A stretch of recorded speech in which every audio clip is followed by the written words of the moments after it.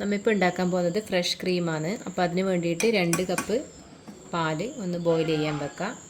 അപ്പോൾ അതിനിടയിൽ തന്നെ നമ്മൾ 2 ടേബിൾ സ്പൂൺ കോൺഫ്ലോർ എടുത്തിട്ടുണ്ട്.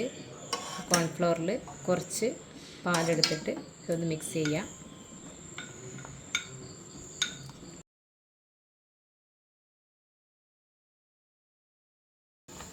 ഇപ്പോൾ നമ്മൾ മിക്സ് ചെയ്ത കോൺഫ്ലോർ ഇതിലോട്ട് ആഡ് ചെയ്തിട്ടുണ്ട്. ഇനി ഇതിൽ നമുക്ക് 1 ടീസ്പൂൺ ഷുഗറും കൂടെ ആഡ് ചെയ്യാം.